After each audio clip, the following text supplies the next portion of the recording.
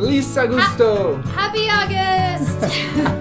This is our first vlog from our new house, and we still haven't unpacked yet. But we did do our first DIY project last week, so I'll be posting that next. This house is only temporary while we build our new house, so we don't completely plan on settling it. Speaking of our new house, we finally have some progress. Finally.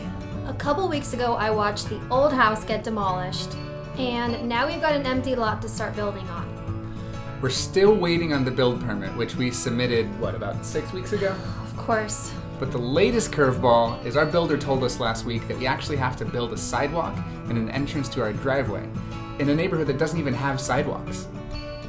They just dropped this bomb on us out of nowhere, and it's gonna cost us several $1,000s that we didn't budget for. We honestly didn't even know sidewalks were the homeowner's responsibility. We thought they were city property. But apparently homeowners are required to pay for the sidewalks to go in, and then the city maintains them. So now we have to have our architect modify the plans to add the sidewalk in the driveway, and then hopefully our building permit will pass. In other super fun news, we had our first eviction! Eviction dance! Remember that 5-unit that we finally closed on in our last vlog? Well, we inherited one problem tenant. There was one lady who wasn't paying rent and her number was disconnected, so we couldn't get a hold of her. We knocked on her door every day for several days and she was completely MIA.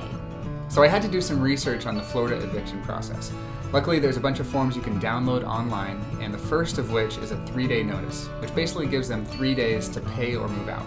So we left the notice on her door, and sure enough, 3 days later, she was still there and still avoiding us. So I had to go down to the courthouse and pay around $260 in fees, and then go to the sheriff's office so that they could serve her the papers. Well, the sheriff didn't serve her until last Monday, and then she has a week to respond to that to fight the eviction. Well, she never responded, so on Tuesday we went back to the courthouse to close the case, and now we have to wait for the judge to sign off, and then we have to wait for the sheriff to deliver the writ of possession. Once the writ of possession is delivered, then she has a day or two to vacate, and then we'll meet the sheriff at the property to change the locks.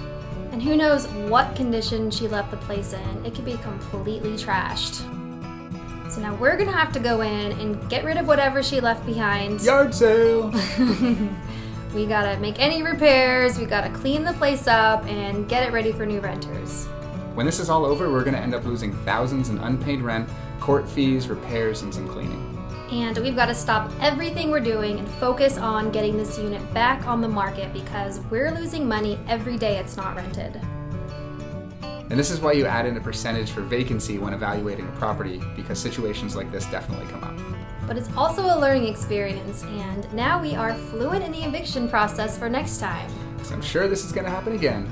Yeah, just hopefully not anytime soon. Investing is pretty unpredictable. I mean, we spent the first 6 months just trying to make anything happen, and then voila, everything happens at once. We're juggling 3 properties now, and it seems like every day there's a new surprise. You've got to have a lot of patience, and you've got to be able to roll with the punches.